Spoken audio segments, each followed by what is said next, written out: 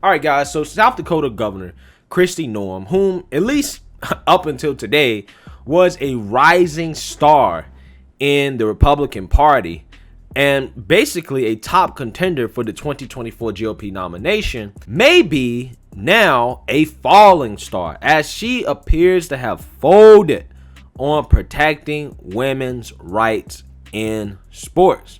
Okay, now this is a big deal, at the very least in the conservative blogosphere, as she has essentially sent back the Fairness in Women's Sports Bill, HB 1217, which would basically ban transgender women from competing against biological girls in South Dakota women's sports. Okay, now a lot of conservatives, again, like I said, at least in the conservative blogosphere, are upset about this, right? Because they see this as just another Republican folding and not having a backbone in a time where the culture war is raging at its peak, okay? Which conservatives feel like our way of life is under attack, right? And they see the transgender issue as the forefront of this war, okay? And Kristi Noem refusing to sign this bill, again, feels like betrayal for a lot of conservatives out there who are passionate about protecting women's rights. Okay, so let's read a little bit more about Kristi Noem and why she sent this bill back. Hint, hint, follow the money. So let's get into it. After announcing her intent to sign legislation to protect girls and women's sports, Republican South Dakota Governor Kristi Noem refused to sign the Fairness in Women's Sports Bill on Friday, sending the legislation back via style and form veto. Quote, unfortunately, as I have studied this legislation conferred with legal experts over the past several days, I have become concerned that this bill's vague and overly broad language could have significant unintended consequences, Noem said in rejecting the bill, adding, quote, I am also concerned that the approach House Bill 1217 takes is unrealistic in the context of collegiate athletics. Instead, Noem has proposed that the bill be directed towards high school and elementary sports, excluding collegiate athletics. Republican South Dakota State Representative Rhonda Milstead hit Noem for the about face on the signing. Quote, legislators are the ones who make the laws and the governor signs them, she said. Quote, she's gutting the bill and writing a new law, and that's not her job. The style and form veto, Milstead noted, is typically used to fix typos and clerical errors, the Argus leader reported. Alliance Defending Freedom General Counsel Kristi Wagner blasted Noem for the move too. Quote, Governor Noem had an opportunity to protect women and girls by signing the Fairness in Women's Sports Bill, but instead she pandered to the demands of special interests, Wagner said in a statement sent to the Daily Wire. Quote, in what was an abuse of her style and form veto power, she gutted protections for collegiate athletes and took away legal recourse for girls forced to compete against biological boards. We are shocked that a governor who claims to be a firebrand conservative with a national profile would cave to, quote, woke corporate ideology, she continued. The governor tried to explain her betrayal with claims that her hands were tied by NCAA policy, Wagner said, but there's no NCAA policy that requires schools to allow males to compete on women's teams, as Governor Noem suggests. The governor also vetoed the part of the bill that gives girls any legal recourse against unfair practices that arise. What's left is mere lip service for women and girls forced to participate against biological males. The attorney added that she hopes Noem, quote, will reverse course and make this right by signing the bill passed overwhelmingly by the South Dakota legislature. Anything less, including an initiative promoted by a few athletes at a press conference, will be mere empty words. Before Noem sent back the legislation, the Republican indicated her enthusiasm to sign HB 1217. Basically, Miss Kristi Noem has decided to fold on signing this legislation due to some potential problems with the part of the bill that has to do with the NCAA and collegiate athletics. Now, Ms. Noem has basically said that, you know, the language in this bill may be too broad and may open up the state and the taxpayer to legal ramifications. Okay. And because of that, she is very, very concerned that it may not do what it's intended to do and may have unintended consequences. Now, obviously, the Republican legislator of South Dakota is calling BS on that. So what is the reason why Miss Kristi Noem is rejecting this bill?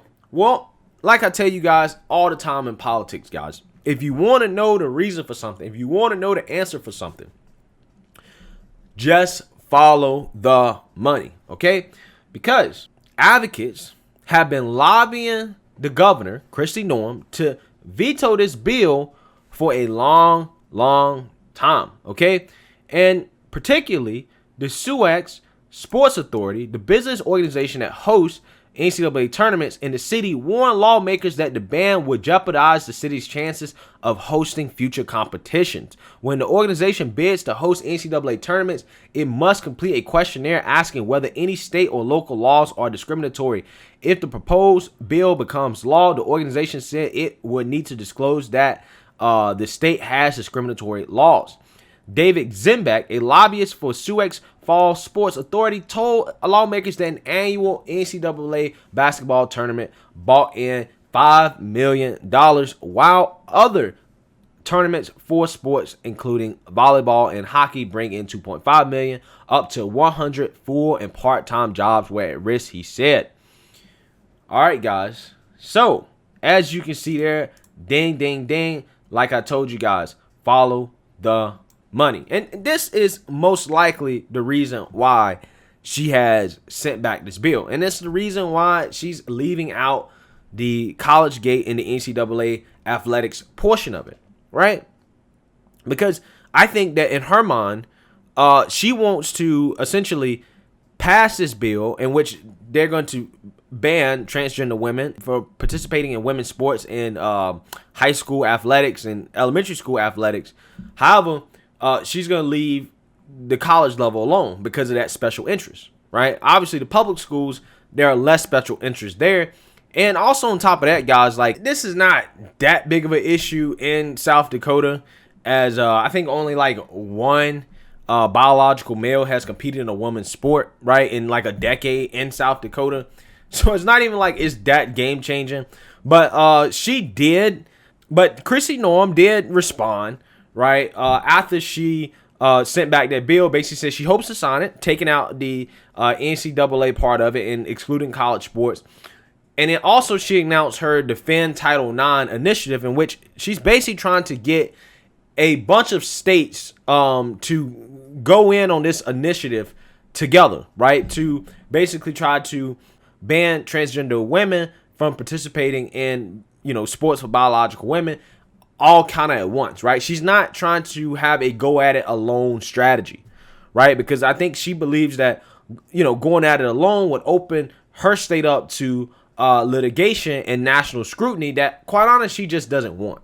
And honestly, guys, this kind of reminds me, being from North Carolina, of what happened in 2016, with the transgender bathroom bill, okay, in which the state lost billions of dollars because a lot of sports leagues had pulled out from, the state, and they lost a ton of money. And I think that's the same thing that Governor Kristi Noem is concerned about. Now, my opinion on this, I see both sides of the issue. I see where Governor Kristi Noem is coming from. She's trying to protect business, right? And at the same time, she's also trying to basically avoid unnecessary litigation, right? But I think my biggest problem with her is that she was all for this until she actually read the language that was going to have a financial effect on the state. She cared. But she don't really care about it in public schools because there's not really any transgender athletes in South Dakota. So it doesn't even really matter that much. But I do understand for a lot of conservatives, this is a very important issue that they hold to their heart. And I'm right there with you guys, right? Like, I'm right there with you. I would rather not see biological males compete against biological women in sports. I do not want to see that, right? Because I do think it violates women's rights. However, I think Republicans are missing an opportunity here, because I do think that the public is on board what the Republican stance on this should be. The Republican stance on this should be that, hey, we don't want to discriminate against women, right? And we want transgenders to compete among other transgenders, right? And I'm 100% for that, right? Transgender women should compete with other transgender women.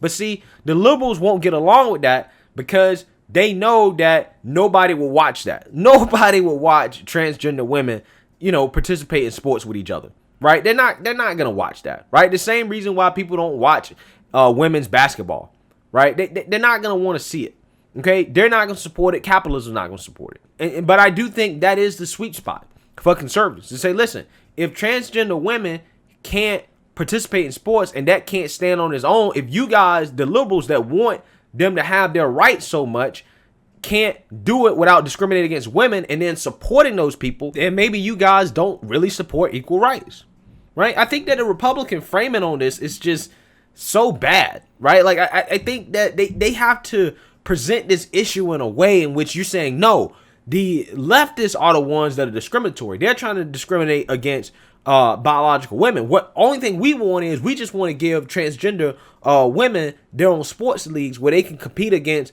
those who are more like them, which is going to make transgender sports more competitive. Nobody wants to see a biological male compete against a biological woman, right, in a physical sport.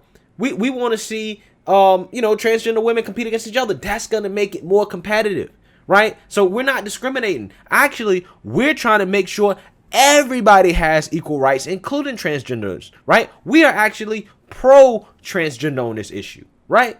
We just want them to compete among people that they're going to be competitive with. That is the proper framing on this issue, guys. Republicans got to learn when it comes to this culture war stuff, man, you're not going to win with just flat out like language that's just, discriminatory. Right? You can't win with that. You have to reframe it. You have to be like, no, the leftists are the ones that are discriminating. Right?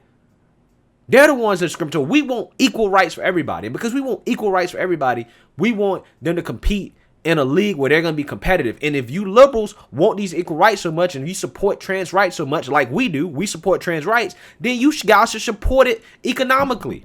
Support it economically. Put the ball in the liberals' courts. Okay? That should be the actual stance on this. But just thinking about the whole irony of this, because there's not really any transgender athletes in South Dakota anyways. It's not really an issue there, right? This is more of an issue in more liberal states, to be quite honest with you. But them putting this issue, right, at the national forefront has really bit them in the butt. Because if you really don't have this issue in the state anyways, why waste political capital on this? That means that they push this solely to try to get a win, to be like, oh, we're doing something about an issue when you don't even have this issue in your state, right? So let this be a lesson in politics, guys. Like, sometimes trying to pander to people when you don't really have a problem and trying to address a problem that really doesn't exist for you does not work, okay? And if you're going to try to do that, if you're going to, try to address a problem that you don't really have just to try to make a statement, then you better execute. You better execute, because if you don't execute, then you're going to look really foolish and you're going to lose a lot of your base, which is what's happening right now with Kristi Noem.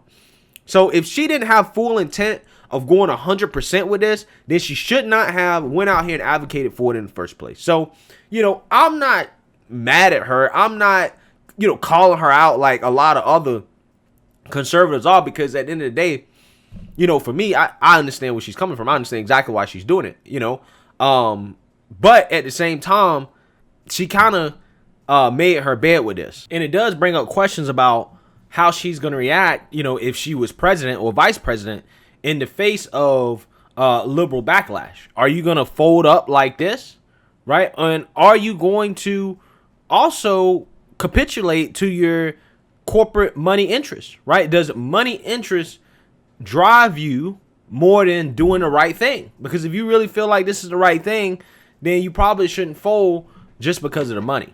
But who knows, man? I just find it ironic that this was the nail in the coffin for her, because I think that she probably should receive more scrutiny when she decided to subvert the will of the people and block marijuana from becoming legal after the voters of South Dakota decided to legalize it. So it's just interesting how politics works. Maybe she'll sign this bill, maybe she won't. Let me know what you guys think. Make sure you like, comment, and subscribe. Most importantly, share a Black conservative perspective. Peace.